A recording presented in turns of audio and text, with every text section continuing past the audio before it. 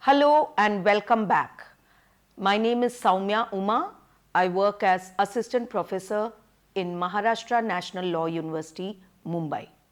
In the first two modules on juvenile justice, we discussed the Indian legal developments on juvenile justice. In the present and the next module, we will discuss international standards on juvenile justice and how they apply to India. The objectives of Module 3 that we are going to discuss now are 1. To have an overview of the international concern for juvenile justice. 2. To understand the relevance of various international standards on juvenile justice. 3. To obtain an in-depth understanding of the concepts and important standards. The structure of the module will be in this manner. We will begin with examining the international concern for juvenile justice. Then we will look at the provisions of the International Covenant on Civil and Political Rights, of which India is a state party. Then we examine the UN minimum standard, which is called the Beijing Rules 1985. After that, we will try and understand the primary international convention on child rights, which is the UN Convention on Child Rights, of which India is a state party. Finally, we will look at the general comment number 10 of the Committee on Child Rights. By discussing the various provisions in international standards, we will understand the basic principles evolved which can provide guidance to domestic lawmaking processes on the issue of juvenile justice. So first, let us begin with the international concern for juvenile justice. The issue of administration of juvenile justice and in particular the standards and procedures relating to deprivation of the liberty of juveniles has received increasing interest and focus in various sectors of the United Nations. These include adopting various conventions, declarations, recommendations, general comments, guidelines and standards. Countries as well as NGOs, that is non-governmental organizations, have endorsed these standards. These standard setting mechanisms have extreme relevance and practical application to all regions of the world, including India. Some such standards have binding nature, leading to an obligation on the government to comply with the same. Others have persuasive value and can influence and shape the formulation of laws and rules within the country. We will be looking at both the conventions which are binding as well as the rules which are persuasive in nature. So let's start with the International Covenant on Civil and Political Rights 1966. This is called the ICCPR. One of the earliest references to a rights-based approach on juvenile justice can be found in this ICCPR, which was adopted in the year 1966. It incorporates important and fundamental principles related to juvenile justice. In Article 6, Subclause 5, for example, the covenant prohibits imposition of death penalty on persons below 18 years of age and provides for separation of juveniles from adult offenders as well as speedy trial for juveniles, treatment of juvenile offenders according to age and legal status, as well as the requirement that trial procedures for juveniles should incorporate promotion of rehabilitation. Now let us next look at the UN standards minimum rules for the administration of juvenile justice. These are called the Beijing Rules and they were adopted in 1985. In 1985, the UN General Assembly adopted these standard minimum rules for administration of juvenile justice. From now on, I will be referring to them as the Beijing Rules. These came to be known as the Beijing Rules as they were elaborated by the Preparatory Interregional Assembly for the 7th Congress about Youth, Crime and Justice, which took place in Beijing, China in 1984 and they were subsequently adopted by the General Assembly in the next year. Now let us try and understand the significance of the Beijing rules. Firstly, the rules have taken into consideration and respect various national legal frameworks, structures and systems. Across the world, for example, juveniles are treated and dealt with variedly by family courts, criminal courts and administrative courts. The Beijing rules looked at all of these. These rules form part of the minimum standards and conditions that are presently applicable at the international level for the treatment of children and adolescents who are in conflict with the law. Though the Beijing rules are not binding on states, what they do is that they provide comprehensive guarantees to protection of juveniles in all stages and phases of the criminal justice process. The rules guide each country to protect the rights of children who are alleged to or who are found to have committed an offense, and they help to develop a separate system of juvenile justice which would run parallel to the criminal justice system in the country for adult offenders. Next, they encourage appropriate community programs as alternatives to formal court hearings. The Beijing rules broke new ground by encouraging alternatives to judicial processes and by stipulating that detention should be as a last resort and for the shortest possible time. They reiterate the importance of rehabilitation and reformation as opposed to incarceration or punishment through a retributive or deterrent approach, as well as they have built-in forms of assistance such as education, employment and shelter for children and for juveniles. The rules signify the tension and dilemmas that existed between rehabilitation and what is known as jus deserts, that is retribution or appropriate punishment. So between rehabilitation on one hand and punishment on the other hand. The rules further try to strike a fine balance between assistance to the juvenile versus repression and punishment. Protection of the welfare of the juvenile versus protection of the society in general, and also institutional versus non-institutional treatment. Now let me highlight to you the salient features of the Beijing rules. Firstly, definition of the juvenile offender. The rules define a juvenile offender as a child or a young person who is alleged to have committed or who has been found to have committed an offense. Secondly, age of criminal responsibility. The age of criminal responsibility is the age above which the child will be held responsible for the offense that he or she is alleged to have committed or found to have committed. The Beijing rules, interestingly, do not fix the age, and they allow discretion to each country to fix the same. However, the rules caution countries from fixing the age too low, keeping in consideration factors such as emotional, mental and intellectual maturity of the child. Thirdly, the aims of the juvenile justice system.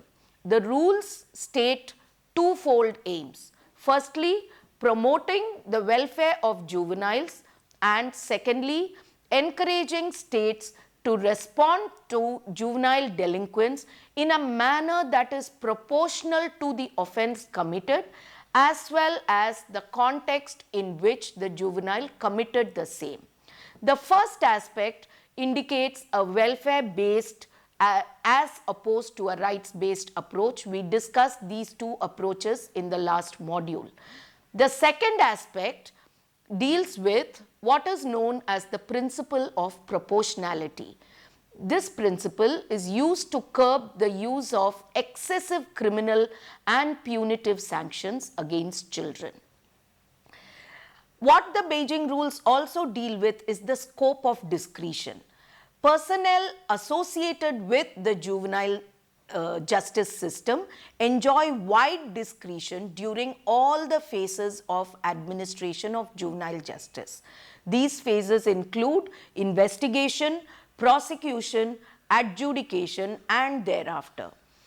So the Beijing rules have specifically ensured that the special needs of juveniles as well as the measures available which widely vary, these are taken into consideration.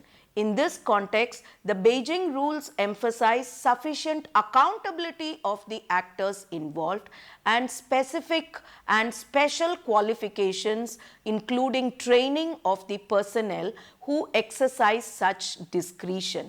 This is to ensure that the discretion is exercised in a proper manner. These rules are aimed at making the administration of juvenile justice fair and humane. What the Beijing rules also deal with are the rights of juveniles. The rules spell out basic fair trial guarantees and fundamental procedural safeguards such as the presumption of innocence, the right to be notified of the charges, the right to remain silent, the right to seek the professional services of a lawyer, the right to the presence of a parent or a guardian during the proceedings, the right to confront and cross-examine witnesses, and the right to appeal to the higher authority. These are rights which are to be guaranteed at all stages of the proceedings. The importance of protecting the juvenile's right to privacy has also been emphasized in the Beijing rules. This rule emerges from the fact that labeling a juvenile as a criminal or giving undue and adverse publicity may lead to stigmatization of that particular juvenile. Such measures would not only be counterproductive but also detrimental to the development of the juvenile to his or her fullest potential. What the Beijing rules also talk about is prohibition of capital and corporal punishment. The adjudication and disposition section of the rules clearly prohibit the imposition of capital as well as corporal punishment on juveniles. The prohibition of capital punishment is in consonance with Article 6, Clause 5 of the ICCPR, which we have already discussed in the beginning of this module. While the provision against corporal punishment is in conformity with Article 7 of the ICCPR, and this is further reiterated in another UN convention, that is the Convention Against Torture and Other Cruel, Inhuman or Degrading Treatment or Punishment, as well as the UN Convention on the Rights of the Child. The Beijing rules also insist on the least possible use of institutionalization. The rules very clearly state that institutionalization shall only be a measure of last resort and for the minimum possible duration. The Beijing rules do not exclude the possibility of institutional treatment. This is something that we have to be clear about. However, the preference for non-institutional interventions is in conformity with progressive criminology that prioritizes non-institutional treatment and interventions over institutional ones. This is for various reasons. Institutionalization leads to a deprivation of liberty and it removes the juvenile from the surrounding that he or she is familiar with or accustomed to. Further, institutionalization can lead to negative influences on the juvenile. Additionally, no substantial benefits have been recorded through institutional treatment. The Beijing rules also apply standards during institutional treatment. The Beijing rules further state that in situations where the juvenile is kept in an institution, either pending adjudication or subsequent to the conclusion of adjudication, the standard minimum rules for the treatment of prisoners adopted by the United Nations shall be applicable. So, in all such situations, the UN standard will be applicable. Some important and fundamental aspects of protection pertaining to juveniles in conflict with the law, which are detailed in institutions contained in the standard minimum rules. These include aspects such as accommodation, architecture of the institution, bedding that is provided, clothing that is provided, complaints and requests from the juvenile, contact with the outside world, food and medical care which should be available, religious service which should be allowed, separation of ages, separation as per ages of the juveniles, staffing, work, punishment, discipline and restraint for dangerous offenders. The rules emphasize the principle of best interest of the child during all proceedings conducted by state appointed authorities. The Beijing rules also underline the importance of specialized capacity building programs for all the authorities who are part of the juvenile justice system. This is so that they can become sensitive and they can provide humane services while working with the juvenile justice system. They promote each country to conduct scientific research on juvenile justice as a basis upon which laws, policies, programs and interventions may be effectively formulated at the state level. So, scientific research is very, very important. They also call upon various civil society actors such as volunteers, NGOs and local institutions to assist the rehabilitation of the juvenile. The rules are divided into 6 parts, namely general principles, investigation and prosecution, thirdly adjudication and disposition, fourthly non-institutional treatment, fifthly institutional treatment and sixthly research, policy formulation and evaluation. Each of the 6 parts has associated rules. I would suggest that you look at the Beijing rules and read the original text for further details and for a better understanding of the provisions of these standards. Now let's look at one of the most important conventions and international standard, that is the UN Convention on the Rights of the Child 1989. The UN Convention on the Rights of the Child, which is known as CRC, was adopted by the General Assembly in 1989. It provides a comprehensive framework for administration of juvenile justice. It incorporates standards set in the Beijing rules as well as the ICCPR, both of which we have already discussed, and it gives further detailed guarantees within the overall perspective of 4 founding principles. 1. Right to life, survival and development, which is stated in Article 6. 2. Best interest of the child, which is stated in Article 3. Third, right to participation, which is stated in Article 12. And fourth, right to protection. The CRC defines children as persons below 18 years of age. In addition to the more general provisions on child rights, what is important for us to look at are Articles 37 and Articles 40. These deal very specifically with aspects of children in conflict with the law. The text of these two provisions is given in your notes, so I will not be reading out these provisions to you, but you can refer to the notes to read the original text. Let me summarize what these two provisions talk about.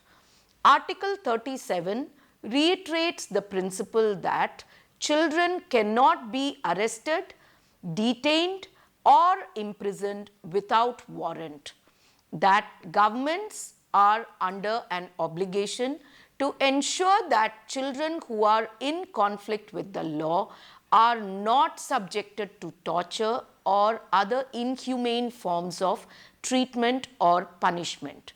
This particular article also emphasizes the need to segregate children in conflict with the law from adult offenders when both of them are institutionalized.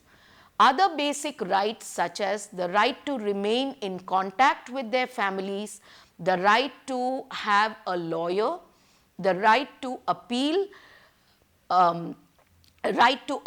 their stay in prison, these are also stated in Article 37. Look at Article 37 and you will see all these rights which are stated there. Now let us focus on Article 40. Let me summarize Article 40's contents for you. Article 40 focuses on aspects of due process of the law and fair trial guarantees. This includes 1. The right to be presumed innocent until proven guilty. 2. The right to legal assistance. 3. The right to a trial. 4. Freedom from being compelled to testify or enter a guilty plea. Article 40 reiterates the responsibility of governments to fix a minimum age of criminal responsibility. So, Article 40 once again does not fix the age of criminal responsibility. This is left to the discretion of every state, every country to do so. Fundamental principles for treatment of a juvenile in conflict with the law, which are stated in the UN Convention on the Rights of the Child, that is the CRC. So, let us look at some of these fundamental principles. First principle, treatment should be consistent with the child's sense of dignity and worth. Second principle, treatment should enforce or reinforce the child's respect for the human rights and freedoms of others. Third principle, treatment should take into account the child's age and promote the child's reintegration, and also it should look at the child assuming a constructive role in society. And the fourth principle, respect for the dignity of the child, requires that all forms of violence in the treatment of children in conflict with the law must be prohibited as well as prevented. Based on these principles, the CRC guarantees the juvenile a right against torture, inhuman or degrading treatment, right against capital punishment, and a right against life imprisonment.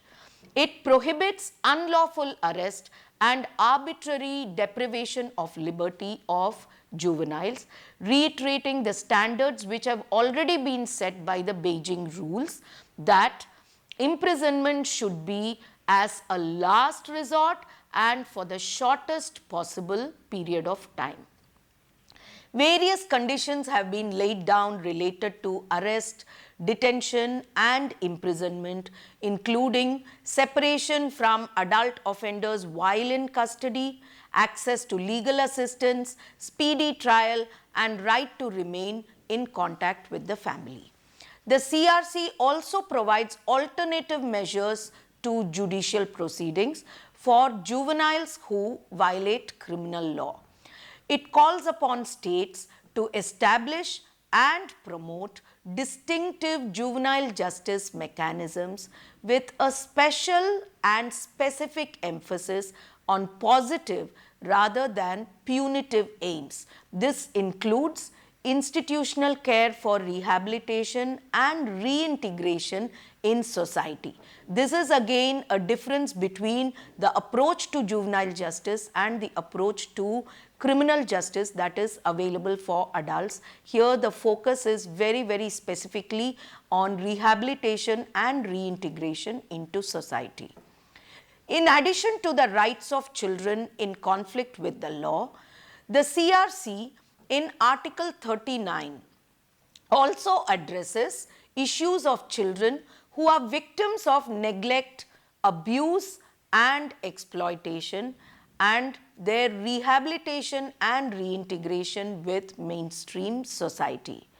The relevant article reads as follows: States parties shall take all appropriate measures to promote physical and psychological recovery and social integration of a child victim of any form of neglect, exploitation or abuse, torture or any form of cruel, inhuman or degrading treatment or punishment, or armed conflicts. Such recovery and reintegration shall take place in an environment which fosters the health, self-respect and dignity of the child. The provisions of the CRC have improved children's well-being and the standards by which juveniles are treated by the law throughout the world. The provisions have challenged the way in which governments and citizens view and prioritize juvenile justice in their laws, policies, programs and interventions. Those state parties that have ratified the CRC are obliged to bring home the international standards and to implement the provisions of the CRC in domestic law. This has led to various governments amending their national constitutions as well as their domestic laws, rules, policies and programs pertaining to juvenile justice. In compliance with the CRC provisions, for example, Peru in 1993, Italy in 1994, Malawi in 1995, Kazakhstan and Poland in 1997, Morocco in 1999 and Kenya in 2001 and subsequently Mali in 2002 abolished the provision of sentencing children for life imprisonment without parole. Yemen in 1994 and Mali in 2002 established 18 years as the age of criminal responsibility. Trinidad and Tobago in 2000 revised the definition of young person from an individual under the age of 16 to a person under 18 years of age. India too has amended its law on juvenile justice in 2000, 2006 and 2015 in order to discharge its obligations after it ratified the CRC and it became a state party. So domestic law could be brought in conformity with international standards. We have discussed this in the last module. Now let us move on to the last aspect of this particular module, that is, we look at the general comment number 10 of the UN Committee on Rights of the Child. This general comment was given in the year 2007. In 2007, the UN Committee on Child Rights in General Comment 10, which was titled Children's Rights in Juvenile Justice, has elaborated further on the provisions of the provisions that have been found in the CRC. Why was this done? This was done in the light of its review of state parties' performance on juvenile justice. The committee stated and elaborated upon the leading principles as well as core elements of comprehensive policy on juvenile justice. So let me summarize these for you. So firstly, let us look at the leading principles of a comprehensive policy on juvenile justice. The committee highlighted and elaborated upon 5 leading principles stated in the CRC. These 5 leading principles are as follows. These have been given in your notes in Matrix 1. First principle is non-discrimination, Article 2. The non-discrimination principle has several facets in its application to the domestic administration of juvenile justice. Firstly, the state parties are obliged to treat all juveniles equally and without any discrimination on any ground whatsoever, such as sex, religion, race, nationality, etc. Secondly, the committee noted that many children in conflict with the law are also victims of discrimination, such as in accessing education or in the labor market. Hence, it is important that measures are taken to prevent such discrimination. Thirdly, the non-discrimination principle is also applicable in ensuring that any conduct which is not considered as an offence and it is not penalized if committed by an adult is also not considered an offence and not penalized when it is committed by a young person. Such conduct includes vagrancy, truancy, roaming the streets, runaways, etc.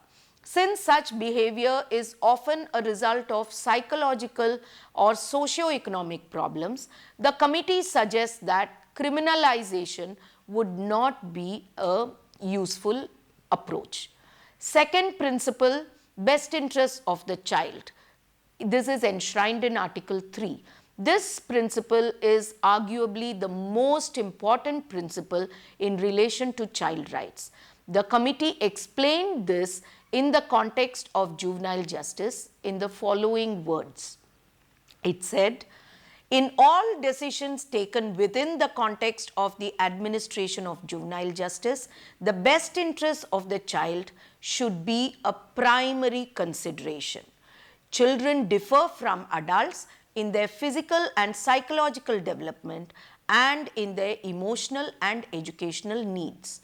Such differences constitute the basis for the lesser culpability of children in conflict with the law.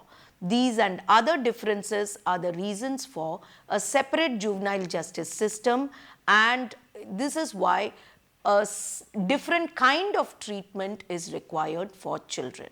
The protection of the best interest of the child means, for example, that the traditional objectives of criminal justice such as repression, retribution, these must give way to rehabilitation and restorative justice objectives in dealing with child offenders. This can be done in concern with the attention to effective public safety. The right to life and survival as well as development is a right which is there in Article 6. The inherent right to life, survival and development of every child is intended to guide and motivate states parties when they formulate laws, policies, programs and schemes for intervention on the issue of juvenile justice. This right consequently prohibits the imposition of death penalty as well as life imprisonment without parole. The committee was extremely conscious of the fact that a deprivation of life and liberty of the child has extremely negative consequences for the child's own development as well as for reintegration with society. Next, the right to be heard, Article 12. The child's right to express his or her wishes, desires and opinions in all matters concerning the child was established in the CRC. This has been emphasized in the General Comment number 10. This right is of particular importance in India, where culturally age-related hierarchies cause obstacles to child participation in the proceedings and a presumption that adults will take all decisions on behalf of the concerned children without hearing the voice of the concerned children themselves. Next, the right to dignity, which was dealt with in Article 40 of the CRC. The right to dignity is a core human right. In the context of juvenile justice, the following aspects have been highlighted in the general comment. 1. Treatment that is consistent with the child's sense of dignity and worth. 2. Treatment that reinforces the child's respect for the human rights and freedoms of others. 3. Treatment that takes into account the child's age and promotes the child's reintegration and the child's assuming a constructive role in society. And 4. Respect for the dignity of the child that requires that all forms of violence in the treatment of children in conflict with the law must be prohibited and prevented. Let us lastly look at the core elements of a comprehensive policy on juvenile justice. In addition to the leading principles which we have discussed just now, General Comment number 10 also discusses core elements of comprehensive policy. These are elements that states should focus upon when they formulate their comprehensive policy on juvenile justice. So let's look at these principles for a comprehensive policy on juvenile justice. Firstly, prevention of juvenile delinquency. This is one of the core concerns of a policy on juvenile justice. That is to ensure that not only is rehabilitation taken care of, but also prevention in the first place. While emphasizing the responsibility of parents at ensuring prevention, the committee also notes the need for assistance to be provided to parents and caregivers in this regard. So it is the state, the parents and the caregivers who have a responsibility of prevention. Next principle, interventions and diversions. The committee identified two kinds of interventions or diversions. Interventions without resorting to judicial proceedings and measures in the context of judicial proceedings. In the latter, it emphasized the judicial proceedings should be initiated by a competent authority and all aspects of fair trial should be followed. These are given in further detail in your notes, so please refer to your notes to understand this principle much more. Now let us move on to the next principle. So, the committee suggested a variety of community-based programs which have been developed, such as community service, supervision and guidance, for example by social workers or probation officers, family conferencing and other forms of restorative justice, including restitution to and compensation of victims. Other states' parties should benefit from these experiences. This is what the committee has said. The committee also spoke about minimum age of criminal responsibility, which is very, very important. The committee's observations on the age of criminal responsibility arise from its work on the field, and it complements the Beijing rules, which is rule number 4, and the provisions of CRC, which have been discussed a little earlier. So please look at this in your notes that gives further details of aspects related to minimum age of criminal responsibility. The committee's observations on the age of criminal responsibility arise from its work on the field, and this complements the Beijing rules as well as the provisions of CRC which we have just now discussed. It is said that across various countries, the minimum age of criminal responsibility has varied from a very low 7 to 8 years to a commendably high 14 to 16 years. Article 40, Clause 3 of the CRC mandates state parties to prescribe a minimum age of criminal responsibility. Below this minimum age of criminal responsibility, there will be a legal presumption that the child is incapable of violating the penal law. The CRC, once again, like the Beijing rules, does not specify a minimum age. The committee in General Comment 10 provides guidelines to the state parties on how to arrive at a minimum age of criminal responsibility and what factors should be considered before setting the minimum age. Those children who are above the minimum age of criminal responsibility but below the age of 18 can be formally charged and subjected to judicial proceedings. However, such proceedings will be governed by the principles and provisions of the CRC as elaborated in General Comment 10. The committee states that the minimum age should not be set at lower than 12 and should continue to increase it to a higher age level with due consideration to all aspects of emotional, mental and intellectual maturity. There are also other core principles which are discussed in your notes, such as the guarantees for a fair trial and some other core principles as well. Please refer to your notes for further details and elaboration on these aspects.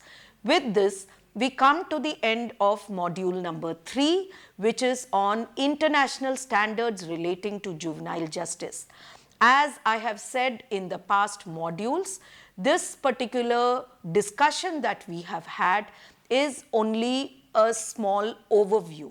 However, for you to develop better insights and a deeper knowledge of this issue, you must look at the notes, you must look at the references which have been given along with the notes, and you must also look at the original text of these international standards and read that, so that that will give you a more holistic perspective on this. With that, we end this module. Thank you.